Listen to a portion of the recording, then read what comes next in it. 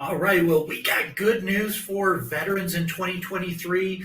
The cost of getting a VA loan or using your VA benefit is going down a little bit in 2023. It's not going down a lot, but it is going down a little bit. And that's good news because every little bit helps in this economy. So let's talk about what's going on. So, first of all, what we're talking about here is the VA funding fee. And so, what is the VA funding fee? So, the VA funding fee is not mortgage insurance. It's a one-time fee that's charged to the veteran that basically goes to fund the program.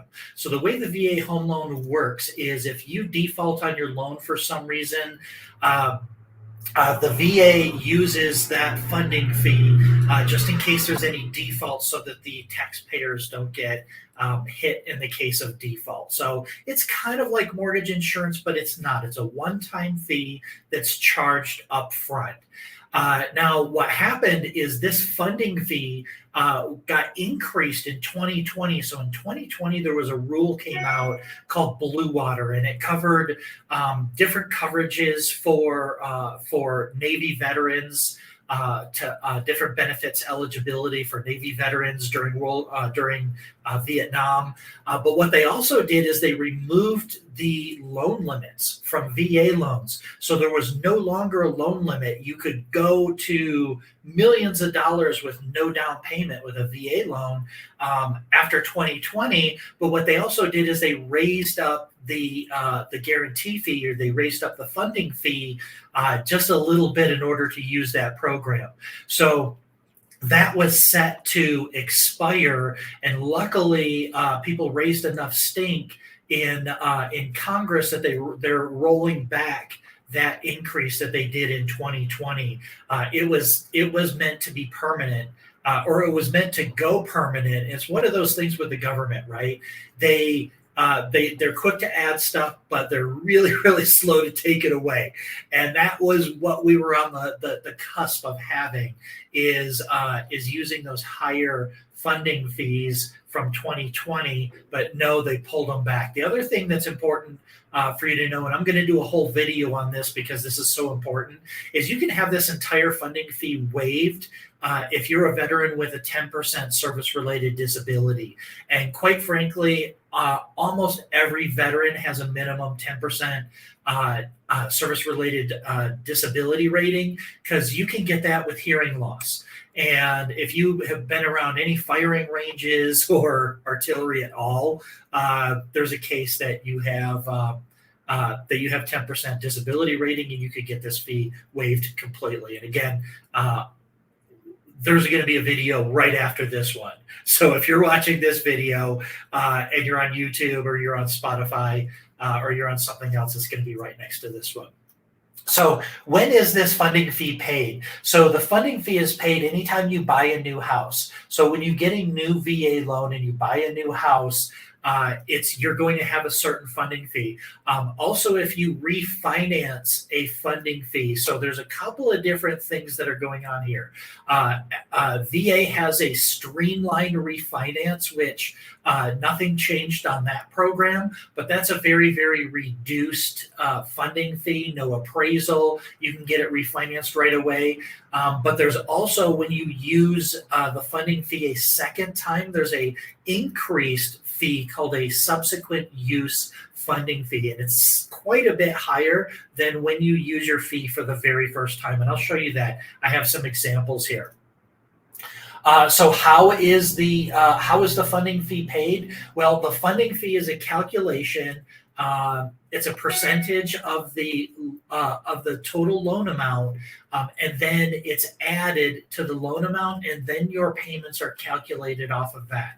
So when you have a funding fee, it is going to increase your monthly payments by a little bit. This is very similar with the FHA loan and their upfront mortgage insurance. Again, this isn't mortgage insurance. This isn't what we're talking about, but it's a very similar situation. You have an upfront fee that's then calculated, added to the loan amount, And I'll give you an example of that here. So let's take a look at what this means in 2023. So this is an example of first time use, the very first time you're using your VA home loan benefit. Now, the guidelines, the change is going to take place after April 7th, 2023. So I'm recording this in March of 2023. So within the next 30 days, this is this is something that's happening now. So if you're a veteran and you're in the process of qualifying for a loan, make sure that if you're not eligible for the reduced funding fee yet, that you probably want to tap the brakes on this thing for a couple more weeks until lenders are starting to accept it at the lower funding fee. So here's what we're looking at. After January 1st, when they increased it, if you have less than 5% down, so let's just say you're using 100% financing, which is probably the greatest benefit of the VA loan. Less than 5% down. It used to be 2.3% of the loan amount. It's been decreased 15 what they call basis points. A basis point is 1/100%. So you have it decreased from 2.30 to 2.15. And I don't know if you knew this, but if you put a 5% down payment on a VA loan, that funding fee goes down significantly. So from 2.3 prior to April 7th, it was 1.65. It's going to go down to 1.5. And if you have a 10% down payment, it will go from 1.40 down to 1.25. So this isn't huge. It's not groundbreaking. I'm not celebrating in the streets on how much money this is saving veterans. But again, every little bit counts. Those few basis points that you're saving is going to increase your purchase price a little bit more, help you get a little bit better, a little bit more home, or it's going to help you lower your payments a little bit on the home that you've already fallen in love with. So this is good news, especially in a rising rate environment that we're seeing in 2023. Now let's look at subsequent use. Now, subsequent use gets expensive. This is the second time you use it. So if you use your VA loan to qualify for your home, you bought your home, you lived in your home, you raised your kids in your home, kids moved out, so then you went and bought your retirement home using your VA benefit. That's called subsequent use. If you do not have a funding fee waiver of any kind, then you're looking at subsequent use means you used it again. So this gets pretty steep. Less than a 5% down payment was 3.6. It's gone down to 3.3. So there was a bigger decrease. There was more of a decrease in your funding fee for subsequent use, which is really, really good.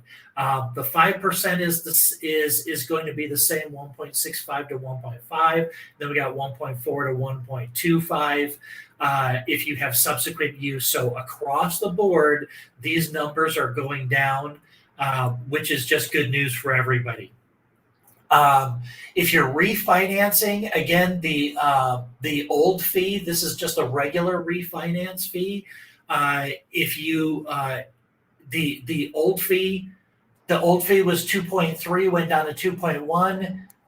Old fee for subsequent use for refinancing, 3.6 down to 3.5. And if you have a interest rate reduction loan, which is they call it the VA EARL, which is a special streamlined refinance program. Those fees did not change; they're still 0.5. So let's kind of go through real quick an example. If you were putting no money down, what this means to you in actual dollars and cents. So let's just say that the home price, you're doing 100% financing. Your home price is $500,000. You multiply times the funding fee. So we have a 2.15 equals $10,750. So instead of $500,000, a $500,000 loan, once you add the funding fee to it, your payments are calculated off of $510,750. Now, Prior to April 7th, that loan amount would have been 11,500 is what would have been added.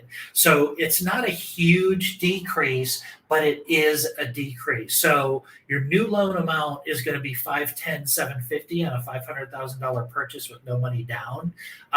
But prior to April 7th, it would have been 511,500, and then your payments would have been calculated off of that. So it is a different. There is a difference for sure. The most important thing when you're talking about getting a VA loan is determining your eligibility for an exemption. Again, many veterans are exempt from paying a funding fee. All you need is a 10% minimum disability rating, service-related disability rating, to have your funding fee waived.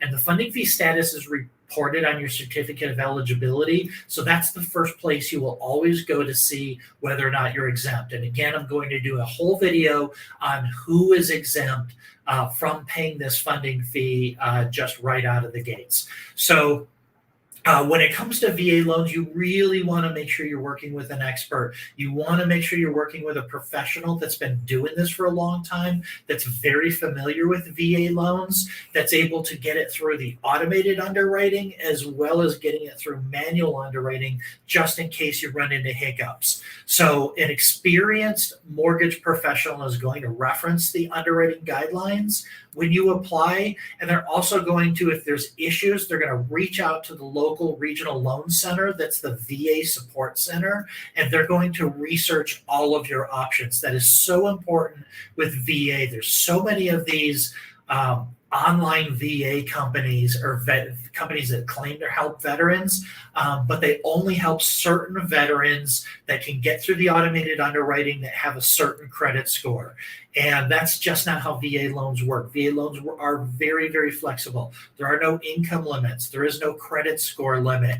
And quite frankly, in a lot of cases, there are no debt to income ratio limits. It's all based on whether or not it's going to benefit the veteran. So if you have any questions about whether or not your loan officer is a VA expert, we can help you. If you want a second opinion, that's what we're here for. You can go to findmywayhome.com, or you can click the link below, and I will be happy to introduce you to a loan officer that I know, like, and trust that has experience with VA loans that can help you out. So this is exciting news. If you are a veteran, thank you very much for your service. We really, really appreciate everything you've done for our country. I think the VA loan is an attempt to try to show you our gratitude.